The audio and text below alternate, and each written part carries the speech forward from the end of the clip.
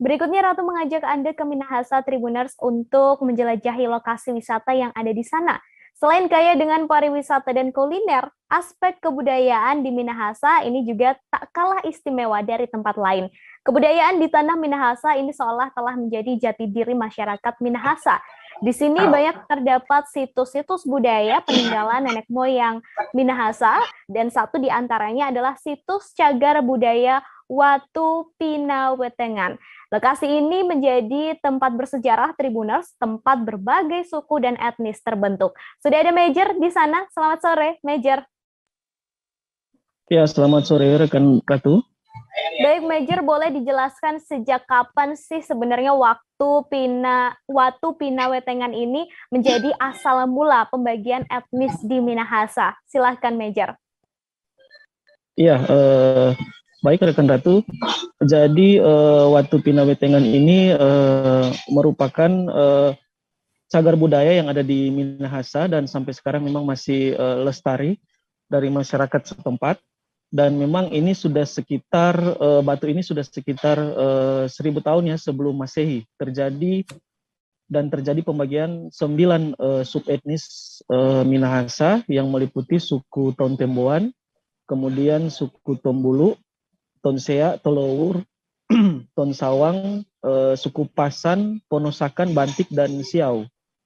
Nah, jadi selain membagi wilayah, para tetua-tetua atau suku-suku zaman itu juga menjadikan tempat Watu Pinawetengan ini untuk sebagai tempat berunding ya terkait masalah-masalah yang dihadapi saat itu. Nah, jika pengunjung memang melihat dari dekat, di sini juga di batu ini terdapat goresan-goresan membentuk sebagai motif ya maksudnya, dan dipercaya sebagai hasil perundingan suku-suku saat itu. Demikian rekan Ratu. Kemudian Major, saya ingin tahu seperti apa sih lokasi dari Watu Pinawetengan ini, boleh dideskripsikan, Major? Oh ya, baik.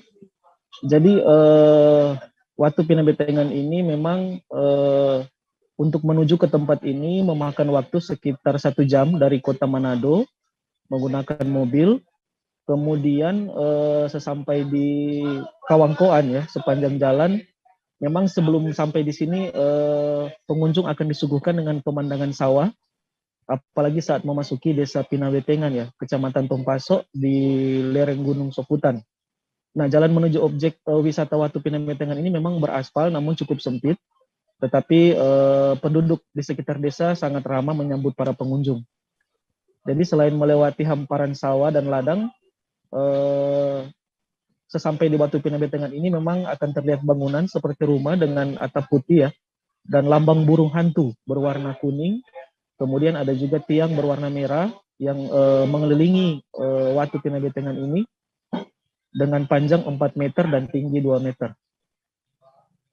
Kemudian Major, ini kan lokasi Watu Pinawetengan ini kan merupakan situs sejarah gitu ya, lokasi bersejarah begitu. Adakah larangan-larangan khusus begitu atau peraturan-peraturan tertentu yang diberlakukan di lokasi ini, Major? Iya, jadi bagi pengunjung yang datang memang harus melepas alas kaki ya sebelum memasuki wilayah atau tempat Watu Pinawetengan ini. Kemudian memang banyak pengunjung yang datang juga berdoa di batu ini meminta kekuatan ya. Jadi maksudnya Watu ini hanya menjadi media untuk memanjatkan doa-doa kepada Sang Pencipta. Baik, terima kasih Major atas rekomendasi lokasi wisatanya. Tribuners, Watu Pinawetengan ini bisa jadi salah satu pilihan untuk Anda berlibur nanti di akhir pekan ya. Tadi Major juga sempat melakukan wawancara dengan penjaga Watu Pinawetengan, ada Ari Ratumbanua di sana. Berikut liputannya untuk Anda. Menjadi satu akses sejarah bagi para peneliti-peneliti, penulis-penulis, karena dibuktikan dengan guratan-guratan yang merupakan hasil musyawarah di zaman dahulu. Dan tempat ini seperti yang disampaikan bahwa berada di pegunungan yang disebut dan dikenal sebagai Pegunungan Tonderukan di kaki Gunung Tonderukan. Tonderukan ya. Dan ada di Desa Pinambetengan, Kecamatan Pampaso Barat. Oke. Sip. Nah, ini kita akan langsung berbincang-bincang saja Tribuners. Nah, Mari kira-kira ini situs Watu Pinawetengan ini sejarahnya mungkin seperti apa? Ya. Sehingga ini menjadi cagar budaya yang memang memiliki nilai sejarah yang tinggi di Minahasa khususnya. Iya, terima kasih banyak bahwa Watu Pinawetengan ini menjadi suatu sejarah atau memiliki nilai sejarah yang sangat berarti bagi orang Minahasa, bagi Tau Minahasa di daerah kita ini. Bahwa tempat inilah tempat pertemuan dari leluhur. Para leluhur dahulu membicarakan banyak hal di dalam percakapan mereka.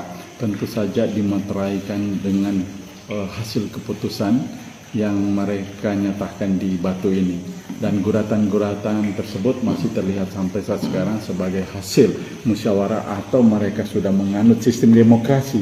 Namun dalam percakapan mereka yang terpenting menyangkut tentang pembagian etnis, pembagian suku.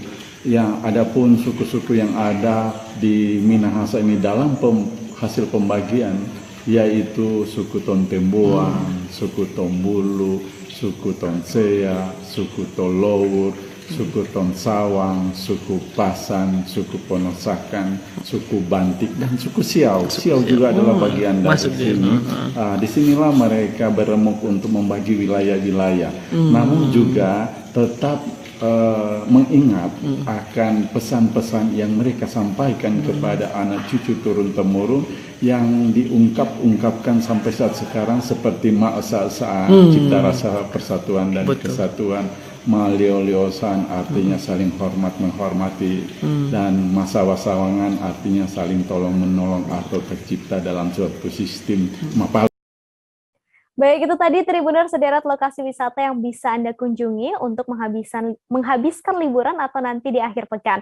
Nah, Tribuners, karena masih di tengah pandemi, tetap wajib disiplin menerapkan protokol kesehatan serta aturan PPKM yang berlaku ya. Saya Ratu Yati beserta kru yang bertugas pamit undur diri. Selamat sore dan sampai ketemu di live travel update selanjutnya. Dah. Terima kasih sudah nonton.